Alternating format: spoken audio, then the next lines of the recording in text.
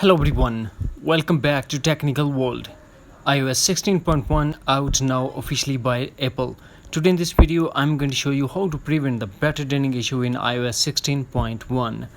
So use the following step to prevent the battery draining issue in iOS 16.1. Number 1. First we have to go to settings. Here we have to tap on General and tap background app refresh and tap again background app refresh and turn off background app refresh.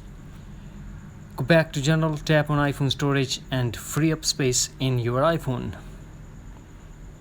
Go back to settings, tap on screen time. Here we have to tap on content and privacy restrictions and turn off content and privacy restrictions. Go back to settings, privacy, location services. Here we have to tap on system services and tap significant location.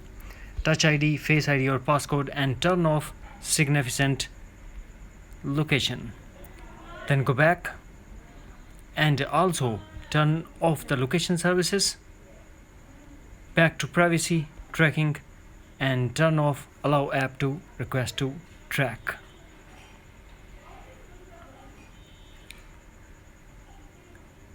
Go back to settings, battery, enable low power mode.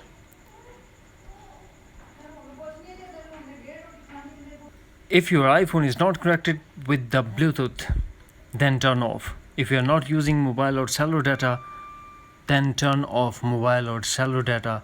When you need it, then turn on back. After update to iOS 16.1, do one more thing. Settings, General, transfer reset iPhone, reset all settings. This process will delete all your customized setting to default setting, but no data or media will be deleted. Here we have to put iPhone passcode and tap again reset all settings to confirm. In the end, do the final step. Force close all the app data running in the background and force restart your iPhone by quickly press and release volume up button, quickly press and release volume down button and press side button until you get Apple logo. That's it.